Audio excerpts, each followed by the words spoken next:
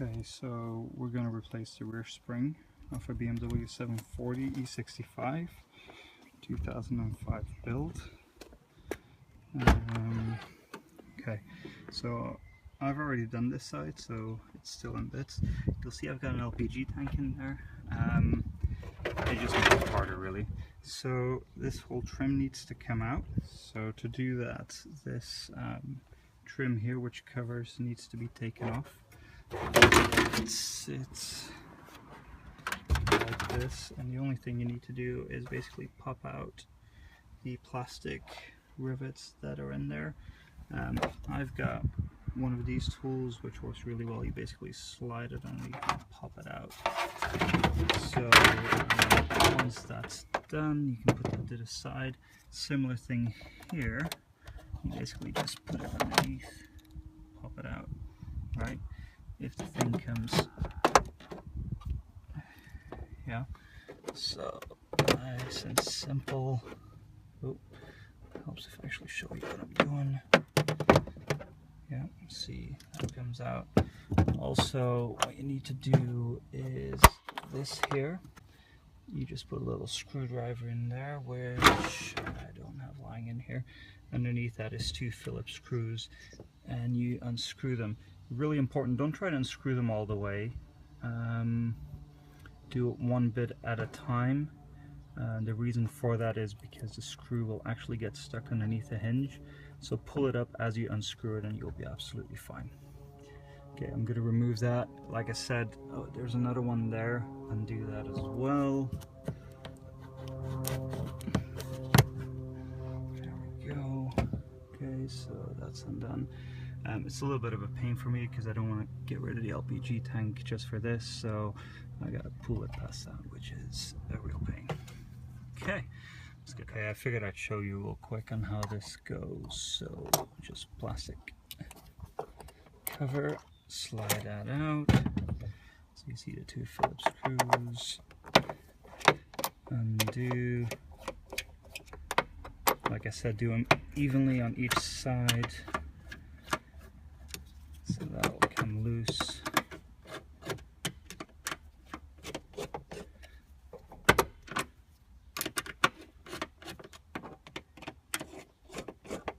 If you have 2 hands, you could be doing this simultaneously, but obviously, because I'm holding it the camera, there we go, simple as that. And now you can pull the rubber off if you want to. You don't have to, because, well, you can do. And then this whole thing basically comes out just, alright. So the cover is now completely gone. You'll see there's some sound dampening stuff on there. So you just basically pull that out, and then you got your 3 bolts sort of sitting there. You don't have to remove anything else here. Those are a number 13, but we'll leave those for later. Right now, so let's get this wheel off. Right, I'll come back once the wheel's off. Okay, so we've got our wheel off. It looks deceptively simple, this one, but it isn't really. I mean, the strut itself is just 1 bolt, which is absolutely fantastic. The reality is you don't have a lot of space to actually get the thing out because it's so high in there. And if you want to get any significant sort of drop, you have to do the whole underarm, which I'm personally not going to do. Because all the alignment issues that sort of come with that.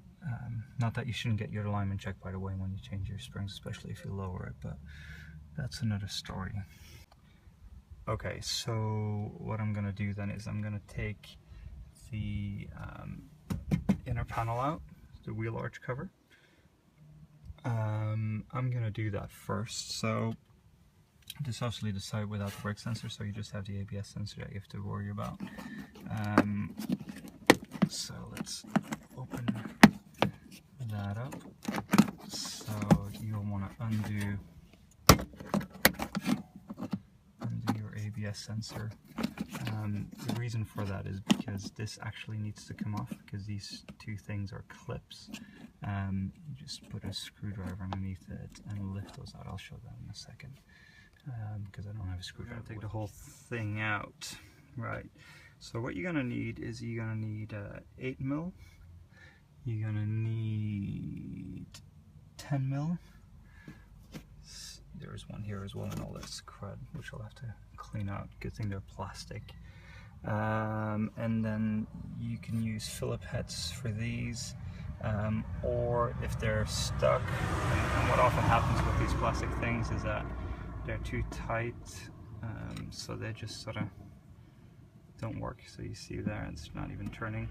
So what I do is I just put a pair of pliers on and twist them like that, and that does the trick. So you just twist them like that. So you got 1, 2, 3. I don't know if you can see that right on top of the bumper there. That's a long one, so keep that one separate. 1, 2, 3. There'll be 3 behind this flap here. Another one there, and then you got a 10 there, and a 10 there.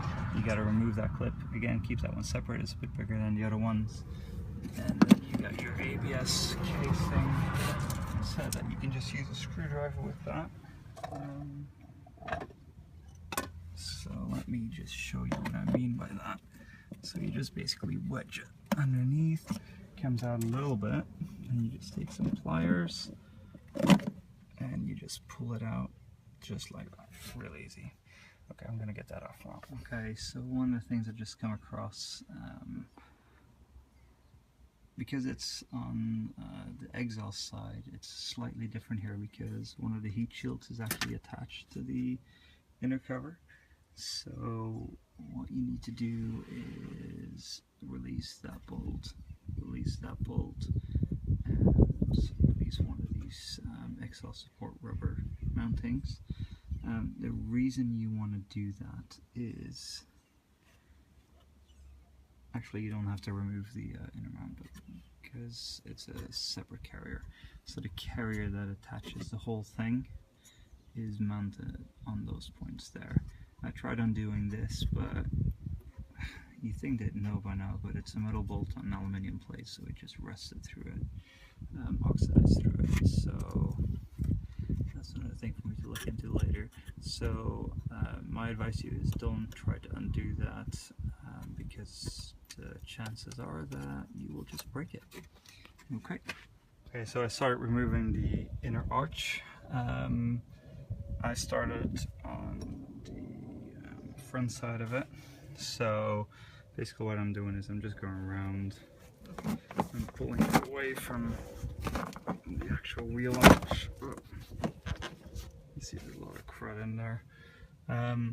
So make sure that you keep that particular cable safe right there.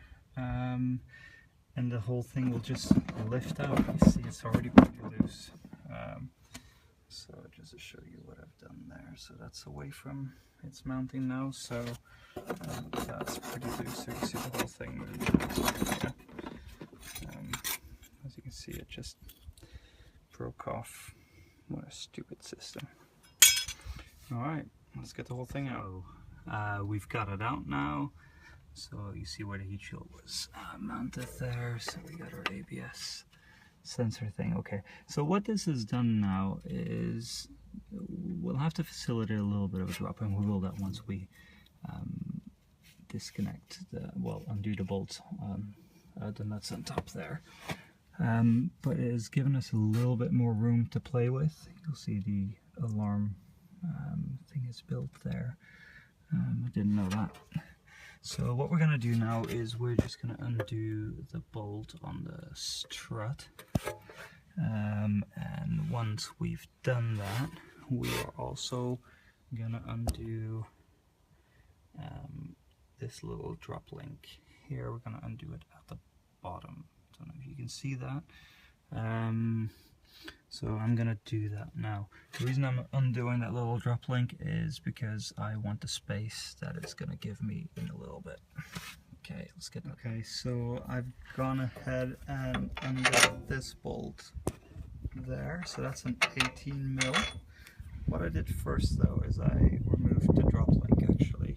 So again, 18mm underneath and a torque bit to stop it from spinning around. The reason I did that is because actually it's right in front of the bolt, so the bolt can't travel out far enough to get it out, and this needed to come out anyway, so do that first. Okay, so now that we've done that, I'm gonna pry something in between there and just release that, which should be pretty straightforward. Let me just get it to it. Okay, so we're just gonna wedge this in there. I'm doing this with one hand, so it's a bit of a pain. If I get sick, there we go. Okay, so that's just fallen out. Okay, cool. So now we're gonna move back into the boot, or the trunk for the American listeners, and we're gonna undo those three there, which will make everything drop, but I'm not sure if that'll be the end of it because it's a bit of a pain. Okay, let's undo those. So those three are undone, so now you see that there, the natural drop. So the idea is that we pull this towards us and we want to maneuver it in such a way that it comes straight out. So I'm going to need both hands for that because I don't want to damage my arch paintwork. So let me play around with that. If there's any issues with it, then I'll give some more instructions. Okay, so that came out like a charm. So I'm going to replace a spring like with my other video. If you don't know how to do a spring, just get a garage to do it. I mean, these things can be pretty dangerous if you don't do it properly, because there's a lot of pressure on them. So, okay, I'll get the other spring on and then we'll put it back in. Okay, so we've got our spring mounted. What we're going to do now is we're just going to put it back exactly the way we took it out. One of the things to make sure is obviously you put it in the wrong way. It doesn't just fit any way, because that sort of fits into the carrier. So I'm going to slide it in like this. Again, I need two hands for that, so I'll put it in. After I put it in, I'm just going to redo the three nuts at the top to keep it in place. Okay, so that's mounted back on the top there. Now you'll see during the fitting of the spring, it's slightly moved. Obviously because this is not made to turn, it's a little bit tricky. So I'm just going to put something in the hole there and wrench it till it's ready. Well, ready, I mean until it's straight again so it fits nicely. So I'm going to do that now. I'll probably just use an extension or something to put in there. So what I did there is I got a hex key, 10mm I think. I put that in the back hole, like there. Yeah, then I took a normal combination wrench and just use it as a lever. Yeah, so I just twisted it until it was right, and then I can basically just fit that straight in there. Alright, I'm gonna do that bolt up now. So that's an 18 bolt. I'm just gonna do that. Okay, so bolt's done there. The only thing I need to do now is put the drop link back in. The way I do that is you just sort of position it to the hole and then just use a lever somewhere to pull this down until you get enough depth so that you can put the nut on the bottom. Okay, so that drop link is installed again. I mean, that's pretty much it. So my battery's running low, so I'm gonna have to stop this video here. So yeah, reverse, put it back in. It'll be a little bit of a faff, but you're done pretty much. Good luck. Okay, so here's the results of my work with lowering the car. So I think it looks pretty nice. With a nice drop, not too much. So the springs I put on are PI springs. Rear is 30 millimeter lower and the front is 20 millimeter